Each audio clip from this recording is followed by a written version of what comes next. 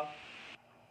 I said, what's up, y'all? Look at me when I'm talking to you, bro. Nah, I'm just messing with y'all, man. This your boy Knockout Boxing 86 TV, and we in here. So check this out, bro. Before we get going on our video, smash the like button, subscribe to the channel if you're new here, share the video, turn on your notifications, and go follow me on Twitter at KOBoxing86TV. For breakdowns and predictions, you can hit my email up, knockoutboxing86@yahoo.com. Also hit that email up if you want to join the TKO debate series and debate on there. And then please join the channel for access to exclusive content. And become a member to the channel for that. And don't forget, we live Monday, Wednesday, and Thursday night, 7:30 p.m. Central Time. And you can also catch us live every Sunday morning with the Singing OG KQKC Boxing Network, Sunday mornings at 9 a.m. Central Time. But let's go ahead and get it popping and get into our video. So, according to multiple reports from Mike Coppinger, Michael Benson, you can even find an article about it on Boxing News 24, Errol, Spence, and Terence Crawford are back in negotiations.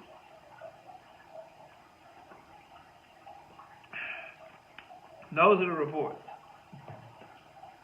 And all I can say is bullshit. Like, excuse my pessimism, excuse my skepticism, but I said it on a post that I did on Twitter a couple of days ago when this shit got announced, man. I'd rather be pessimistic and surprised that the fight happened than be optimistic and disappointed that the fight don't happen. This fight, these negotiations, as a fight fan, this whole back and forth thing, it killed all of my optimism. It killed all of my hope for the fight in 2022. I'm to the point to where if we get this fight, I'll just choose to be pleasantly surprised. Because the same guys, Mike Coppinger, Michael Benson specifically, they told us that this same fight was all but done way back in the summer of 2022. It's almost the spring of 2023. They were inaccurate multiple times about this situation. They were extremely one-sided in their reporting and continue to be. And I'm not with it, bro. Like I'm not with it. Like, there was a time when I would hear some shit like this, it would make me excited. I'd come to you guys, be all jovial, be all, excited, and hey man, we're gonna get the fight. But I just, based off of how inaccurate all the reporters have been with this situation up until this point, and then also based on Terence Crawford's own actions, I'll be pleasantly surprised, but I remain pessimistic because what has changed? What has changed to where now Terence Crawford is going to want this fight? He already had the fight on the table once. Now he's going to sign for it this time? Now he's going to actually take the fight? I don't know, man. I don't know. Maybe he will. Maybe he won't. But with this whole situation, I'm in wait-and-see mode, y'all. I'm in wait-and-see mode. If somebody want to talk about this shit and debate me on it, then yeah, I will debate. I know for a fact Terence Crawford ducked Errol Spence Jr. If you want to talk about the ins and outs of the situation, y'all know we with all the smoke. But as far as moving forward, expecting this fight, being excited about this fight, I can't do it, bro. Because I saw Terence Crawford openly admit to being dishonest and being misleading towards the negotiations with the Errol Spence fight the first time. The man openly admitted that he wasn't transparent with them while he was complaining and asking for transparency. That ain't somebody that wants something to work out. Think of it in terms of a relationship, bro.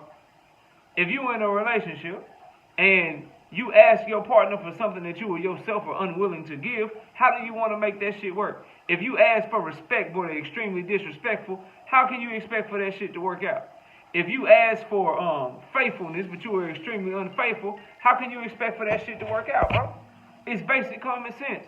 When you take it to Errol Spence and Terence Crawford, how can you ask for something if you're Terence Bud Crawford that you're unwilling to give yourself? You're asking for transparency. You're asking for people to be upfront with you. You're asking for people to let you know what is going on. Hey, if y'all spend this, I want to know about that. If y'all spend that, I want to know about that. If y'all do this, I want to know about that. then you get extremely like condescending after you go take the David Avenesius fight. All right, now I'm ready for you to spin the block. I just want to give you a heads up. But you wasn't giving no heads up when you was actually supposed to. But long story short, you was asking for all the shit we named. The transparency, being up front with me, let me know what's going on, yada, yada, yada, all that shit. But you were unwilling to give any of it to the people that you were asking for it from. That's the sign of somebody that don't want something to work, bro, that don't want something. When I don't want something to work, I ask you for shit that I don't give you. When I don't want something to work, I ask for shit that I'm unwilling to give you myself. That's basic human behavior, man. Hey, be transparent with me. Oh, shit, but I got another fight I ain't tell you nothing about. Hey, be upfront with me. Let me know what's going on. Hey, but I'm going to go weeks at a time without responding to your new offers that you sent me. You don't want that shit to work, bro. You ain't trying to make that fight. His reason, like, I want y'all to really understand this, bro. His reason, this is exactly what he said. This ain't me making nothing up. Just so you can understand why I'm so pessimistic and I don't believe that they seriously in negotiations. And even if they are, you gotta be looking at Terence Crawford cross-eyed, waiting on him to do some bullshit, bro. As a fight fan and as somebody that's trying to do business with him. But this is what he said. When asked why he didn't let PBC know about his stuff with Avenesius, and you know, so they could try to hurry up, get the fight done, come at him with a better offer. This is why he said he didn't tell them. He said, I didn't tell them because if I was bluffing, and I told them that, then they could have made me look like a duck. Now, how does that make sense when you weren't bluffing? That's literally like, yeah, I didn't tell them the truth because if I was lying, they would have caught me. What? Really, like, really follow me, bro. The man said, I didn't tell them because if I was bluffing and I really didn't have nothing lined up, they would have just been able to paint me as a duck and they could have flipped it on me. And they would have been able to say, oh, well, you take this allegiance, you ain't got to fight no more. We're going to make it seem like you duck. That's what he said, bro. If I would have been lying, then they could have pinned it on me. They could have did this. So instead, he chose to lie the other way. He chose to lie the other way and act like he didn't have nothing else. But they both lied. But if I would have, bro, if I would have told them I had something else and didn't have it, then they could have painted me out to be a duck. But the point is, you did have it. So what would have happened if you didn't have it is irrelevant to anyone in the situation, bro.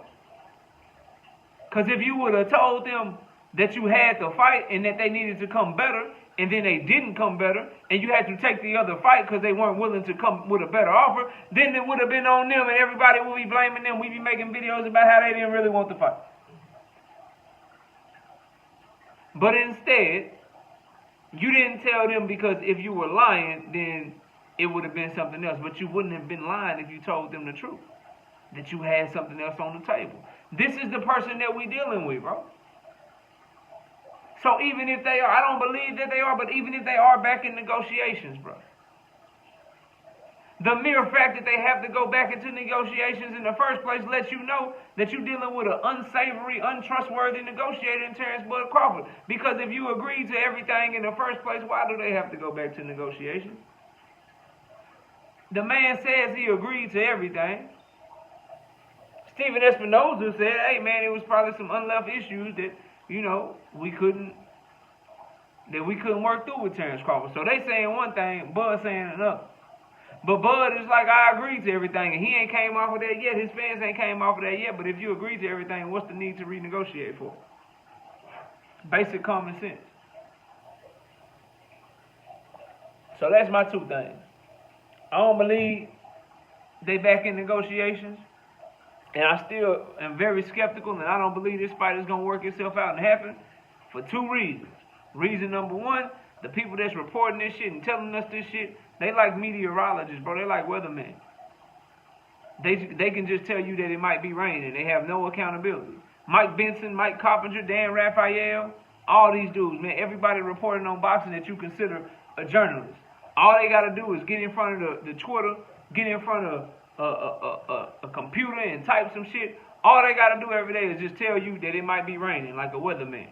And if it don't rain, no big deal. If it do rain, shit, haha, we got it right. And that's what this shit sound like, bro. They literally report like Errol Spence and Terence Crawford, they back in negotiations, but Keith Thurman is more likely. So you basically trying to just cover your bases. This ain't no real fucking reporting. You ain't breaking shit, man. So that way, if Errol Spence and Terence Crawford get announced out the blue, I told y'all that they was in negotiations. Because the PBC already surprised the boxing world once when they dropped that Errol Spence Manny Pacquiao bomb on everybody. Nobody saw that shit coming. So they're like, all right, let me get ahead of the game. We all know that WBC ordered Keith Thurman. We all know that Errol Spence and his team petitioned to make sure that they could fight Keith Thurman in a certain way. We all know that's the fight more than likely, but they ain't really telling us shit because the PBC don't really mess with Mike Coppinger like that. We don't like, so they don't really mess with me like that. So what I'm gonna do is I'm gonna say Keith Thurman is more likely. Keith Thurman is more than likely to fight. But then I'm gonna also say that he's still negotiating with Terence Crawford. That way, either way, you know what I'm saying, I cover my bases and I'll be good. That's how this shit is, bro. So, you know, be optimistic if you want to be optimistic. Be excited if you want to be excited. But as I started off, when it comes to Errol Spence versus Terence Crawford, I'm going to err on the side of pessimism. I'm going to be pessimistic and then be pleasantly surprised if the fight happens. Because I'm tired of being optimistic and then being disappointed when the fight don't happen. So I'm out on that shit, bro. But y'all let me know what y'all think, man. Comment down below. Smash the like button. Subscribe to the channel. Share the video. Turn on your notifications. And go follow me on Twitter at KOBoxing86TV. If you got a breakdown or a prediction, you can hit my email up, knockoutboxing86@yahoo.com. We live tonight, Monday night, 7:30. Wednesday night and Thursday night at 7:30. Then I'm also live every Sunday morning with the Singing OG, KQKC Boxing Network. Sunday mornings, 9 a.m. Central Standard Time. I appreciate everybody watching. Enjoy the rest of your day. And with that, we out of here. Peace out, y'all.